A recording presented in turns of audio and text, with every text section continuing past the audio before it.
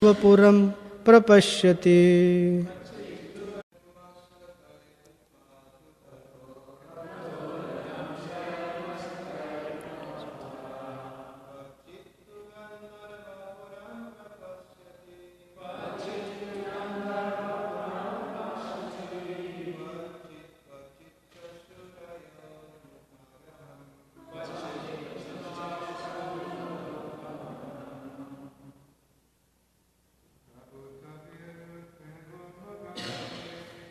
Prabhutaviru Trunagul Magahware Kathoradam Shair Masakar Upadrutaha Kachitu Gandharvapuram Prapashyati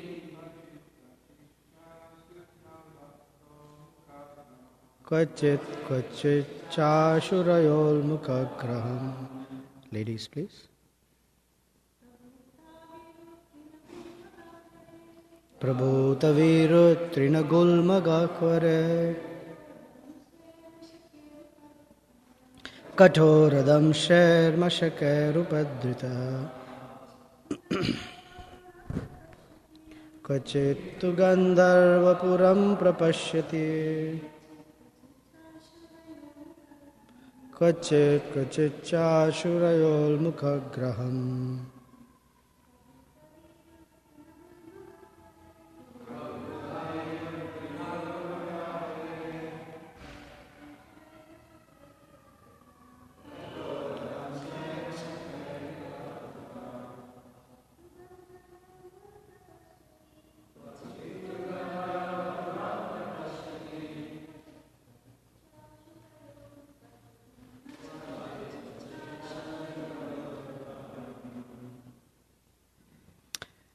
Prabhuta, a very large number. Virut, of creepers. Truna, of varieties of grass. Gulma, of thickets. Gahware, in bowers. What does bower mean? B-O-W-E-R. Like bower in grove? Bowers.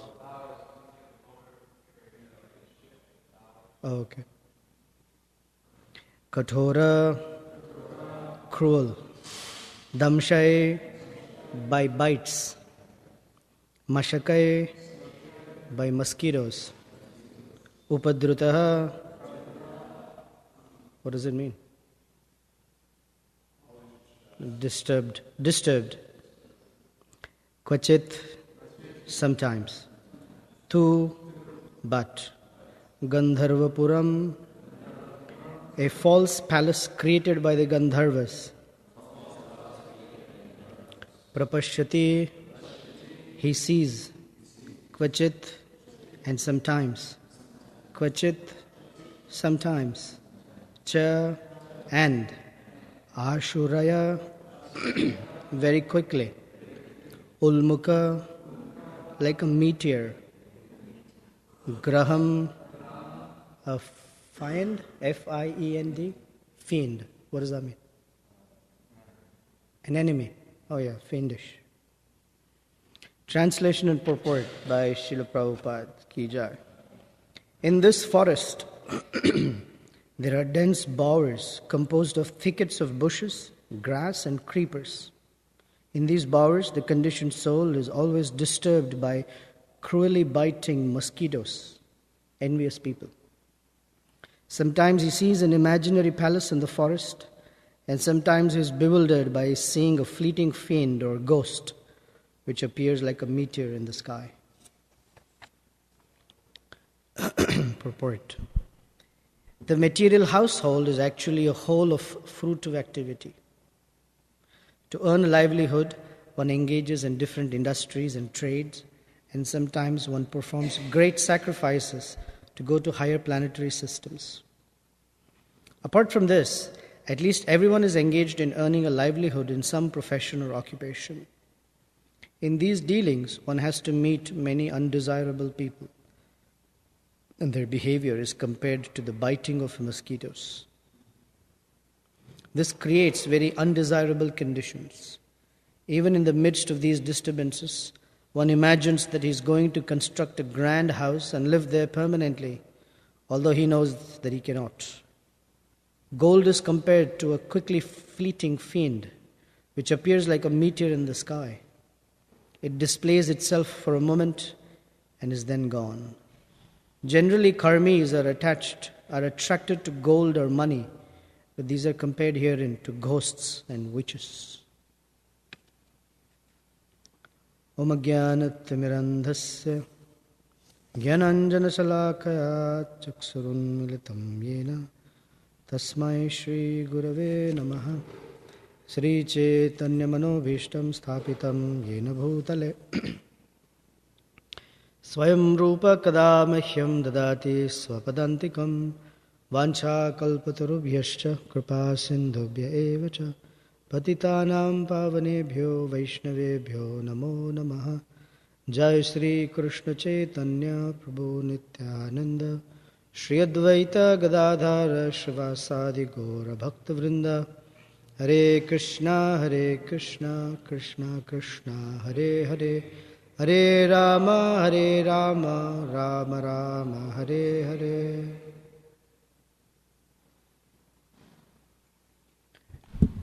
I'd like to convey my hearty best wishes to all of you on Lord Balaram's appearance day. Since this evening program, His Holiness Gunagrahi Maharaj will speak on Lord Balaram, I'm not going to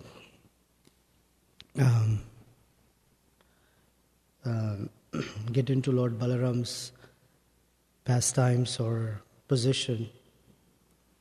But in relation to this purport,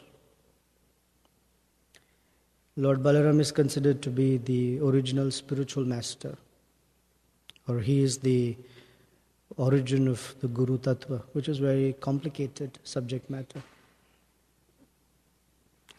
The reason Krishna appears as Guru is to reclaim the conditioned souls who have, that is all of us, in case we're thinking someone else, all of us, who have very foolishly turned away from Krishna in hopes of, with determination, in hopes of happiness outside of our relationship with Krishna. And those determined efforts and aspirations or hopes have brought us to this forest of material existence. And the forest is very vast, it is dark, and it is dangerous. It is dangerous because there are many predators. Yesterday we heard that there are predators like jackals and tigers that are waiting to plunder the merchant or traveler from his riches. And one of the elements that is the greatest plunderer is time factor or time energy. It's very ruthless. It's very cruel. And there is no person who can withstand the atrocity of time. The atrocity of time manifests as old age, disease, and finally death. It doesn't matter how great a person is, everyone has to bow down to death. Everyone. Every living entity in this realm has to bow down to death. There was a king, and he had this arrogance that he will never bow down to any other king. But in turn, all other kings must bow down to him. This is exactly opposite to Amanina Manadena. For him it was all Manina and no Manadena. So he constructed in his royal court, he constructed a seat that was very high. If you ever go to New Delhi, you don't have to go to this place. You hear it, so no need to visit it. But there is a Red Fort in Delhi, and his seat is about 4 or 5 feet high from the ground. And the entranceway to that court, the door is only about 3.5 feet high. You know why? Anyone who has to come through the doorway has to bow down to come inside. And he's sitting way up there. That was his way of forcing people to bow down. Even such fellow has to bow down to death. Doesn't matter how great a person is. So the time energy of Krishna is the is the plunderer. In yesterday's purport, Prabhupada gives us the explanation that the plunderer for a merchant like this, a wanderer in the forest of material existence, is his wife and children. They plunder his wealth away. And today's verse is a description of this forest. And in Bhagavatam, this is not the first time we are hearing about this forest. This forest was described earlier in the 4th canto, when Narada Muni is describing to King Prachina Barihishat Puranjana's story. And there's a whole chapter there, the forest of material existence. And so this is being described again. This forest is full of creepers, thickets of creepers, grass and bushes. That means it's not easy to tread. Usually these bushes have thorns, and as one walks through, one gets bruised by these thorns. That means just to traverse through material life is not easy. There is some difficulty at every moment. Padam padam yat vipadam na tesham. This material existence is described as danger, vipadam, at every step, padam padam. There is danger at every step. We never know when that next step, what's going to come to us. The next minute, the next hour, the next day. Everything is a mystery. And that mystery is not that something good might come. The mystery is that the bad is waiting to happen. The misery is waiting to happen. It's not that with time people get younger, stronger, more intelligent. It's the other way around. Time makes everyone weaker, less intelligent. Even if there is intelligence, the faculty to manifest that intelligence is not available. So there's distress at every moment. And in that, just treading the path is difficult. And in all of that, there are these mosquitoes, mashakai. It says, damshair masakai, upadrutaha. One is constantly harassed by these mosquitoes. Mosquitoes are these very wonderful entities created by Krishna. Their desire is to suck someone else's blood. Their food, this is what mosquito's life is. His food is someone else's blood. And unless he takes someone else's blood, he doesn't feel that he's relishing life. So Prabhupada quotes them as envious people. Envious people are those persons who relish the distress of others. And they relish the downfall of others. When they can bring someone down, that is their greatest joy. Because that's the nature of envy. Envy means one is always comparing oneself with another or others. And for an envious person, it doesn't matter how much they have gotten. It has actually no value. Whatever they have is in relation to what someone else has.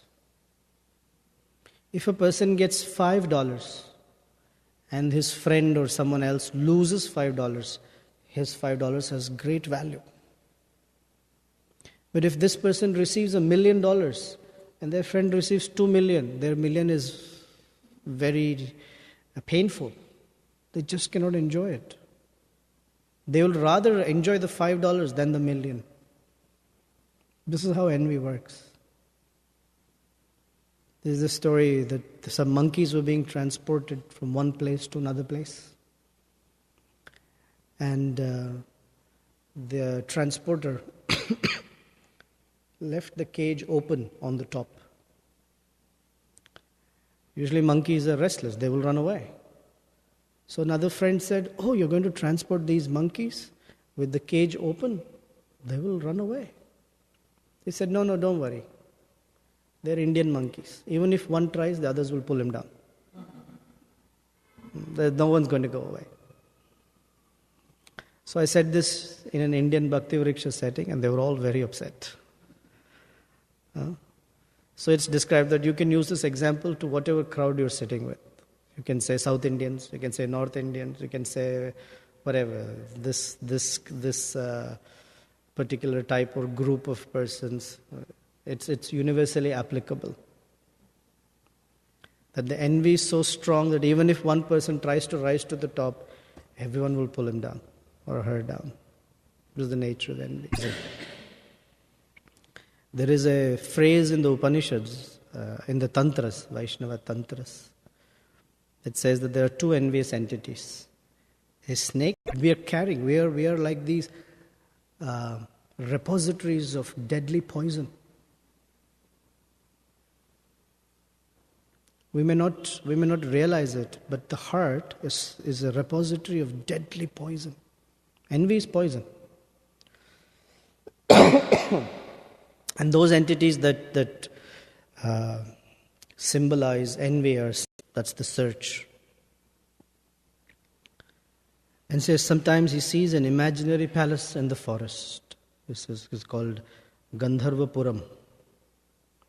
Gandharvas are very expert at magic trick. They can suddenly create a palace in the sky. This palace, yesterday we heard that the greatest, I was hearing that technology during the time of the Pandavas was very advanced in their weapons and all of that. They didn't carry. Nowadays you see weaponry, you have to carry so much. There's a big tank, big artillery, the guns are heavy. To transport them you need a submarine or a big ship. Arjuna carried all his weapons. All he had to do is touch water, invoke the mantra, and such weapon would appear. How would it appear? The power of mantra. Nagastra. This astra, something, one after the other, they would all appear. All of them carried in sound. So he traveled light to the battlefield. And nowadays soldiers have to make special uniforms with so many and leaves stuck in the head as camouflage. Gandharvas no camouflage. When Dhruvam is coming from. So very advanced technology. So these Gandharvas, the Gandharvapuram means a person lives in a world of fantasy and imagination. What are the most popular movie genres? Science fiction. Whatever, I don't know. I don't like those movies, but they're so popular with little tiny man likes to live in fantasy. Because the reality is not going to come anyway. They have to enjoy in fantasy. They have to enjoy in imagination. Prabhupada chastises or speaks strongly against a very, very humble lifestyle. He was selling some yogurt from a pot. He would sell that yogurt all day, and at night he would hang it from a rafter right above his bed. A very, very humble lifestyle. He was selling some yogurt from a pot. He would sell that yogurt all day, and at night he would hang it from a rafter right above his bed. He was lying down, he was gazing at his pot, and he thought, And then he started imagining, as the profits accumulate, I will have enough money to buy a second pot. Then I will sell 2 pots of yogurt, and my income will double. From double the income, I will sell yogurt, and now that I have savings, I will buy a house. I will decorate it with nice furnishings.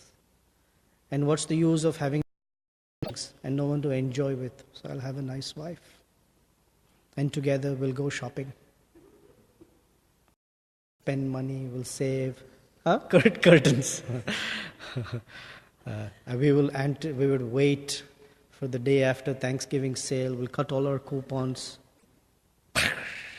All his dreams came crashed. Fantasy removes one from the real situation they're in.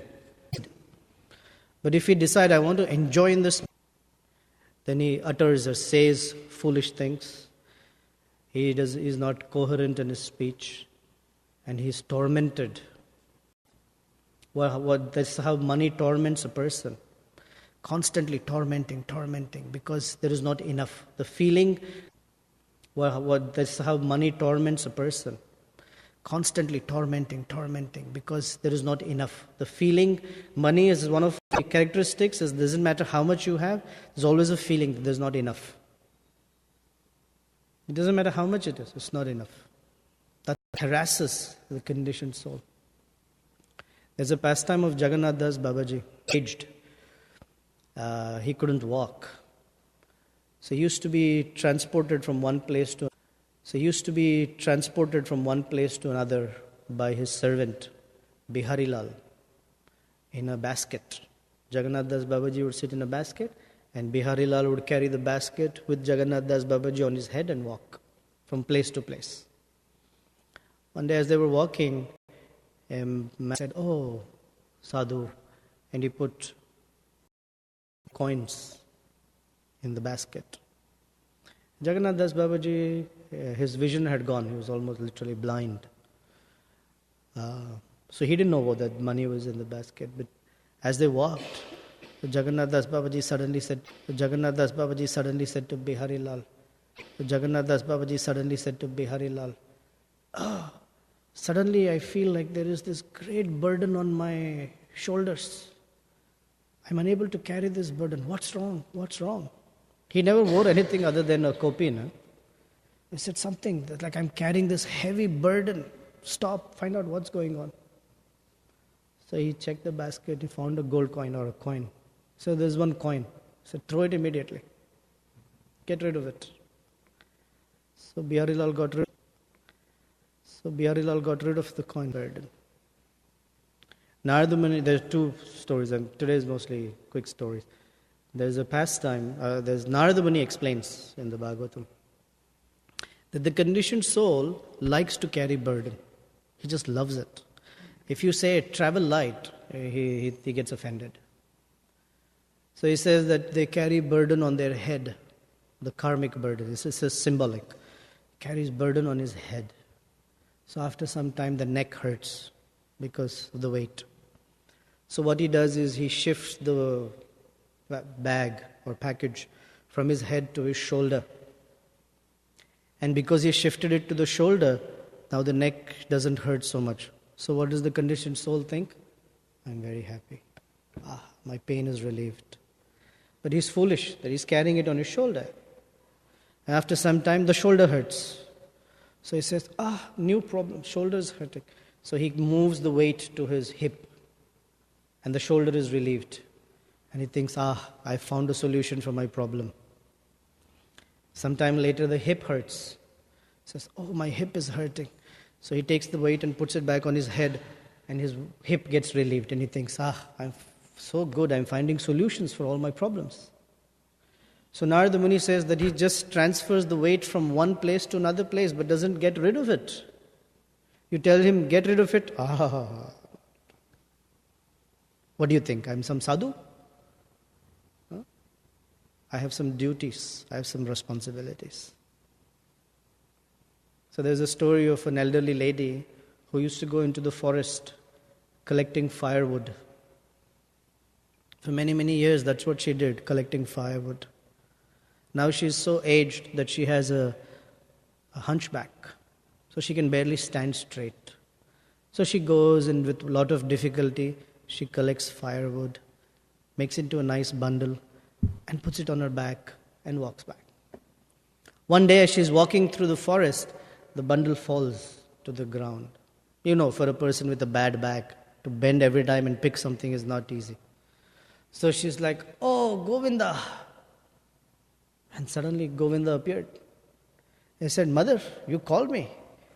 What can I do for you?" She said, "Govinda, I'm not a rich woman. I have to work so hard to collect firewood. And after a full day's work, this bundle has fallen down." "Oh, would you like me to straighten your back and make your..." "No, no, no. Just pick up the bundle and put it back on me, please. Because I have to go home and take care of my household duties. So can you please help me put the bundle back on me?" "Are you sure? I can get rid of it." "No, no, no. If you get rid of it, how will I cook and how will I take care of life? Please put it back." "All right." So it said that the karmis also pray like that. "Please give me more weight. Give me this, give me this." And they like to carry this weight. But an aspiring spiritualist prays to Krishna.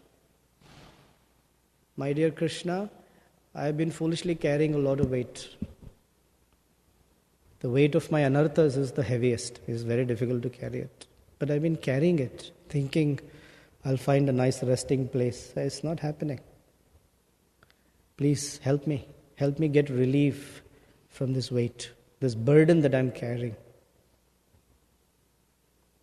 And the burden is described by Lord Chaitanya Mahaprabhu. Na dhanam, na dhanam, na janam, na sundarim kavitam va jagadisha kamaye. But the karmi's prayer is ha dhanam, ha janam, ha sundarim. They want yes for everything. The devotee says no for these things because these are burden. They perpetuate existence in the material world more and more and more. And after na dhanam, na janam, I can elaborate on it, but his next prayer is Ainanda tanuja kinkaram patitam mam vishame bhavam padam. I've fallen into this ocean of existence. It's really painful. For me, this is something that I've been thinking about, and it's really painful. Recently I was sharing with someone, a couple of people, that I felt like suddenly that my legs were made of lead or something, that I couldn't move, that the weight of whatever else, I don't even know what I was carrying, the weight was so intense, so heavy, that I felt completely stifled, couldn't move. Trying this thing and that thing was not working. And so I began in a more sincere way, reading about, hearing about, thinking about, and practicing to improve my chanting. And it has made big difference.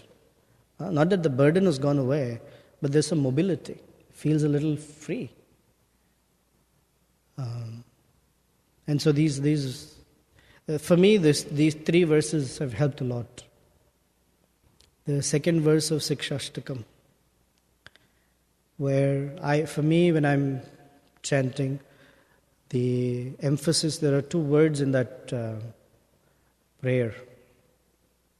Nam akari bahuda nija sarva shakti tatrarpita niyamita smaranena kala etadrushi tava kripa bhagavan mamapi.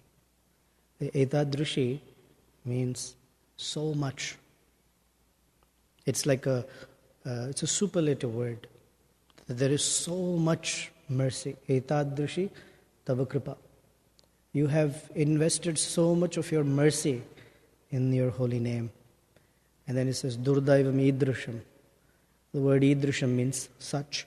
It says, I have such misfortune. Although they have so much mercy, I have such misfortune that I can't access it. Because I have no attraction to it. Because I'm traveling in the forest of material existence. Although there's some mosquitoes are biting, I feel there's a slogan for the karmis, no pain, no gain. So it's all right. Some bushes are bruising me, mosquitoes are biting me, I have to walk, that's all right. There's pain, but the fruit is sweet. the fruit of money or material happiness is sweet. That's what I'm pursuing. Etadrashi tava kripa bhagavan mamapi. And ainanda tanuja kinkaram. So the awakening of a devotee is to recognize.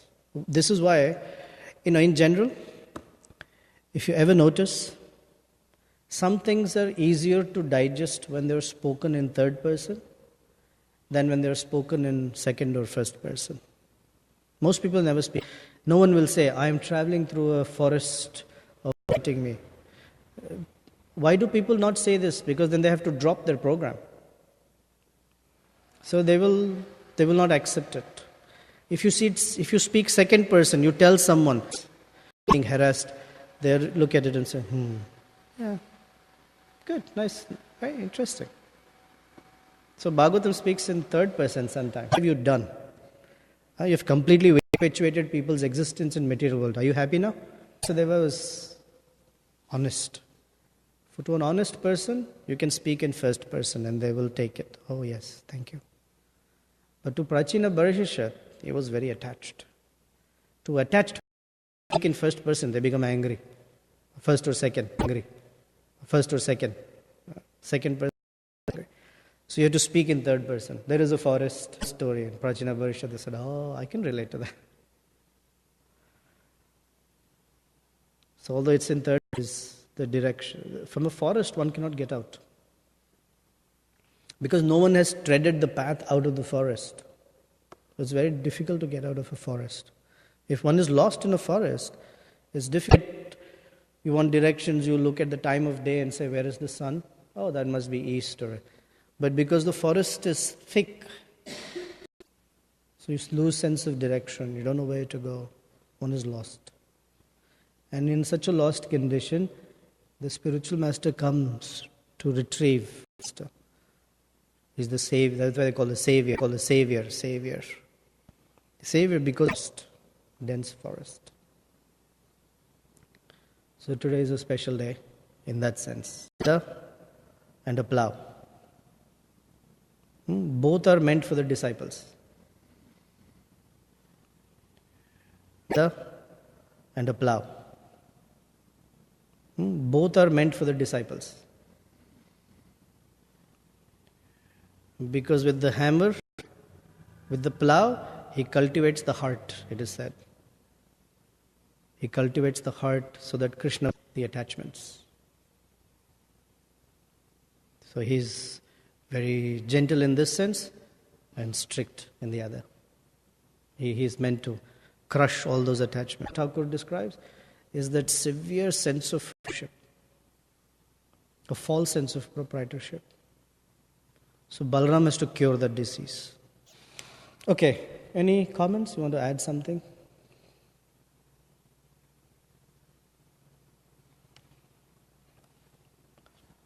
Okay. Richard?